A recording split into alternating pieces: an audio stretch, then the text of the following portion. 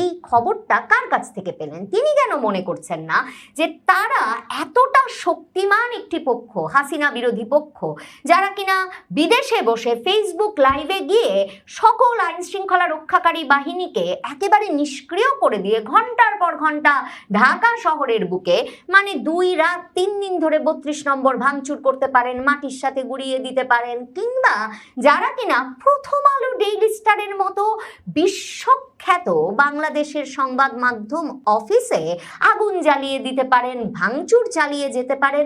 এসব করবার ক্ষমতা সম্পন্ন ব্যক্তিরা কেন মনে করছেন যে তারা সত্যি শেখ হাসিনাকে এবার ঠেকাতে পারবেন না? বাংলাদেশে শেখ হাসিনা বিরোধী, আওয়ামী লীগ বিরোধী রাজনৈতিক শক্তির অত্যন্ত প্রভাবশালী 2 চরিত্র পিনাকি ভট্টাচার্য এবং ইলিয়াস হোসাইন, তারা দুজনেই হঠাৎ করে 2 দিনের ব্যবধানে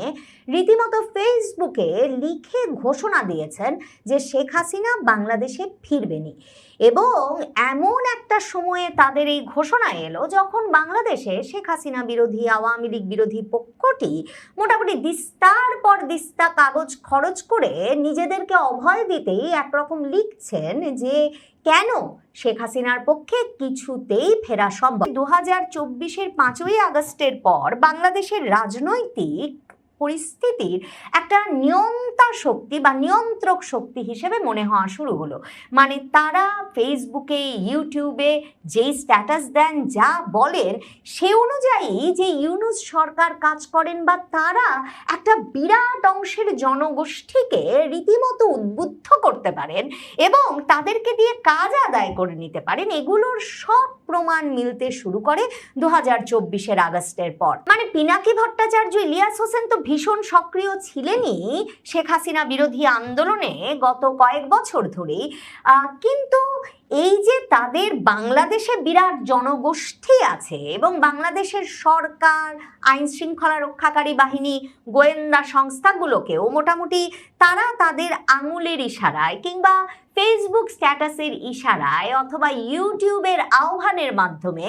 এক রকমের পরিচালনা করতে পারেন, সেটা 2024-এর আগস্টের পর থেকে ক্রমাগতভাবে পরিষ্কার হলো। পিনাকি ভট্টাচার্য এবং ইলিয়াস হোসেন এবং তাদের আরেক সঙ্গী কনক সারোয়ার, তারা মিলে ফেসবুক নম্বরে বুলডোজার পাঠানোর ঘোষণা দিলেন এবং ঘন্টার পর ঘন্টা ফেসবুক লাইভে থেকে এরাই বঙ্গবন্ধুর বাড়ির দিকে বুলডোজার রওনা হচ্ছে কিনা, কতক্ষণ আর ভাঙতে লাগবে এবং ভাঙতে বসে সমন্বয় করতে থাকলেন। এখন বিএনপি নেতা ইশরাক হোসেন, সাদেক হোসেন কক্ষকার ছেলে, তিনি বলেন বটে যে তিনি বুলডোজার দিয়েছেন এবং মানে নানা জনে স্লোগান দিয়েছেন বটে যে